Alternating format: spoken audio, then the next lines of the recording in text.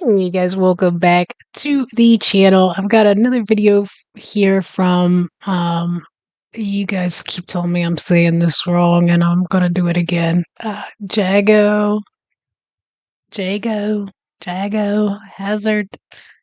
I don't know, sorry. But it is King's Cross, St Pancras, but why? Um in the video I did on the St. Pancras station, one of you guys left me a comment that you could see King's Cross in one of the shots. So I know they're extremely close to each other.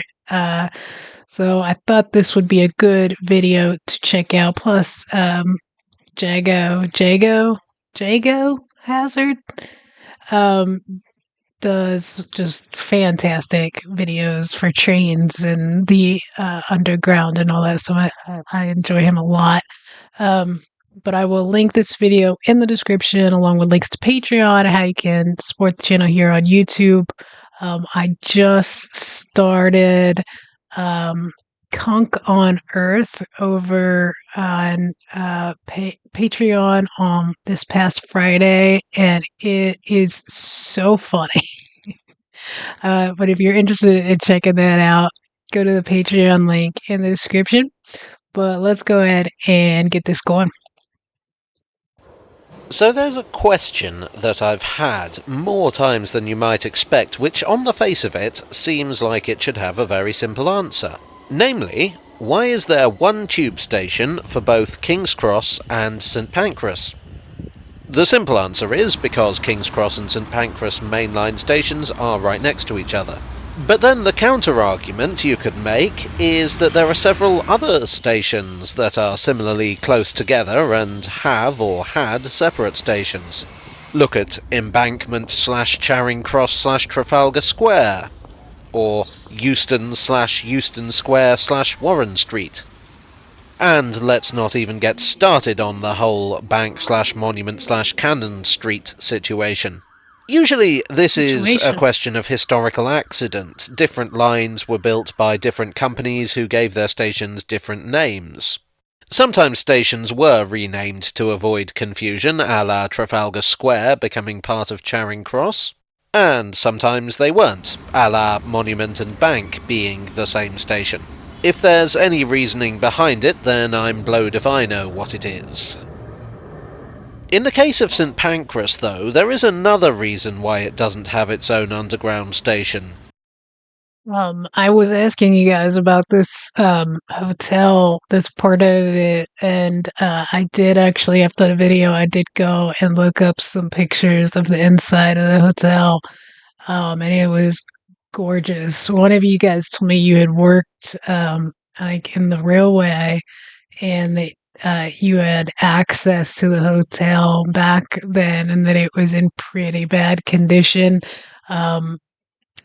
The photos that I saw of it looked amazing. So it seems like they did a really, really nice job restoring it, and it seemed to me, at least in the pictures that I saw, that they also kept all of that gorgeous old charm to it too. Namely, that when the underground was first opened, St Pancras did not exist. King's Cross mainline station opened in 1852. The first underground line to pass through here was the Metropolitan Railway Station, which was over here, and opened in 1863. And St Pancras didn't open until 1868. The story goes like this. King's Cross was the London terminus of the Great Northern Railway, which was a direct main line from London to York, and provided the final link in the East Coast Main Line from London to Edinburgh. It was a pretty big deal when it opened in 1852, and therefore was built on a grand scale to the design of Louis Cubitt. The shareholders criticised management for being extravagant.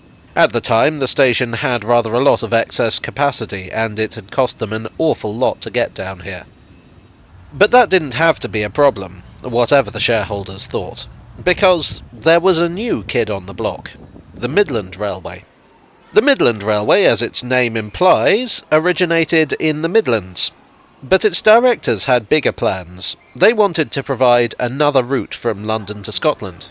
There was already an East Coast route and a West Coast route from Euston, but they figured the market was there for a third.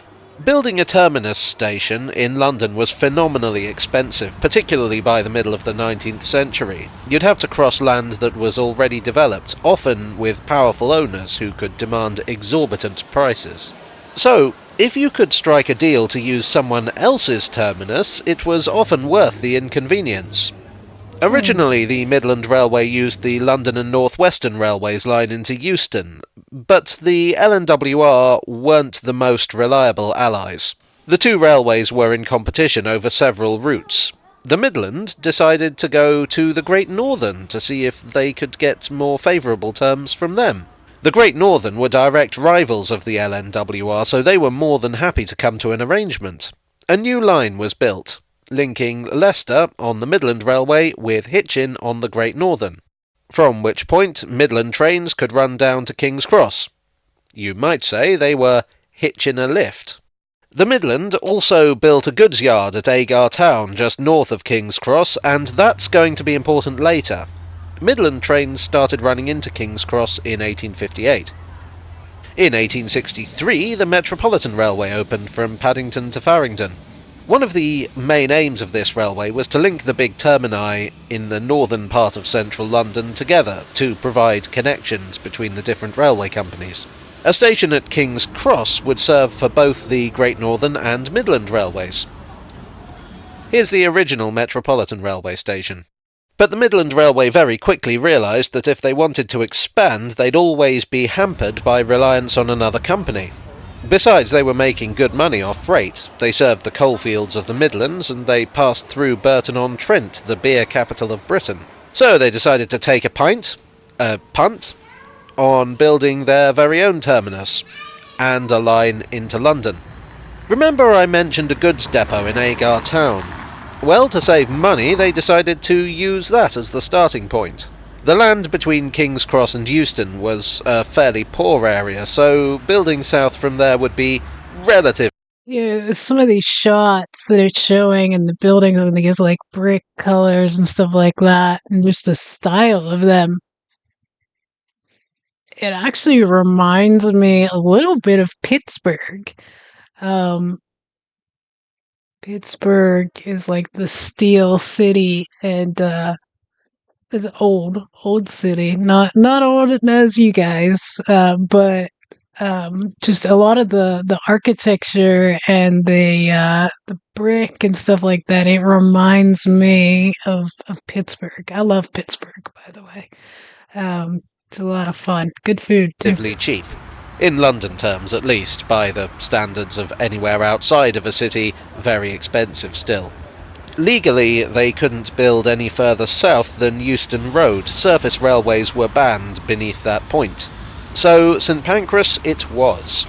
They built a new railway from Bedford to St Pancras, which would be nicknamed the Bedpan Line, and opened their new terminus in 1868. Bedpan Line. The new terminus had a grand frontage, designed by George Gilbert Scott, which epitomised the Midland Railway's biggest selling point. Style. Their trains weren't as fast as the Great Northern or the London and North Western, but they would be much fancier. The station also included a massive beer cellar, which is now the shopping arcade. There was no underground station, but the Metropolitan did build a link between the two railways. In 1906, the Great Northern Piccadilly and Brompton Railway built their own underground station here, followed in 1907 by the City and South London Railway.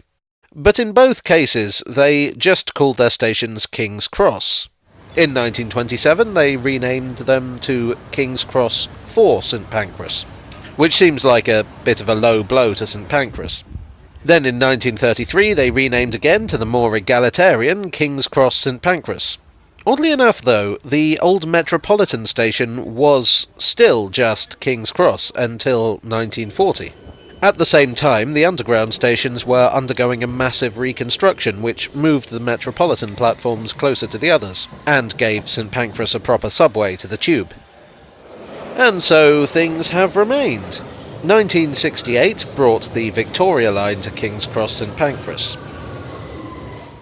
After the Second World War, the old King's Cross Metropolitan platforms were used by mainline commuter trains until 2007, when they were replaced by St Pancras International. It feels a little ironic that a station that took so long to acknowledge the existence of St Pancras should be replaced by St Pancras. But railway history do be like that sometimes.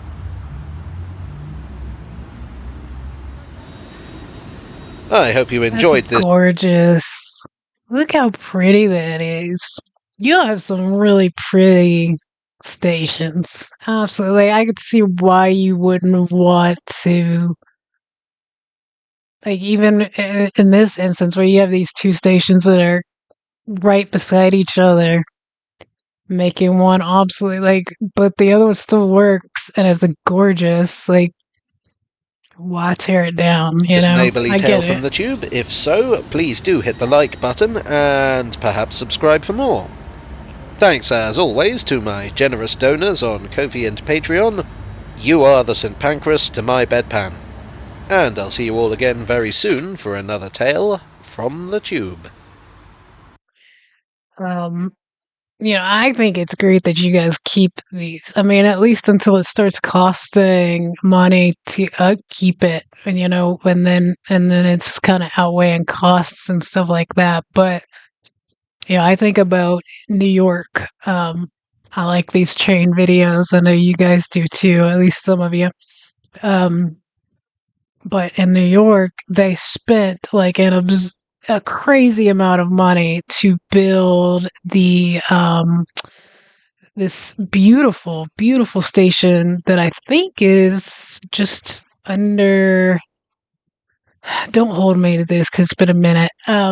I think it's just located close to Central Park, but it was connected with, I want to say, City Hall. Like, anyway, they spent all this money, tons of money, huge grand opening for it, and it's gorgeous. Like, you could see pictures of it even from now, and it's beautiful.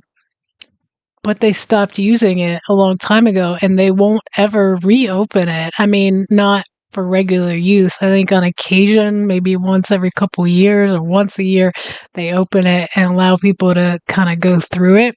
But usually you're passing through it and you don't even realize because it's dark. Um, but they won't ever actually truly reopen it just because it's a safety hazard now when you think about like bombs and stuff like that.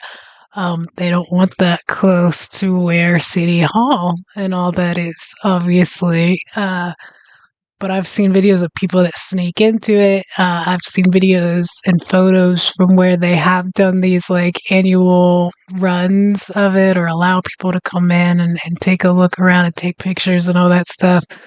And it's absolutely gorgeous. But it reminds me of that where it's all glass over top and just really stunning work that they did and spent all that money for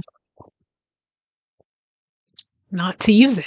None of you like it's Cincinnati, there's places all over. The going into New Jersey, I think they started these projects and did all this work, and what would be billions of dollars now, um, and never finished these projects. They just abandoned them and decided, oh nope, it's going to cost too much money to finish this out, so we're just not going to do it. We're just going to be out all this money and have nothing to show for.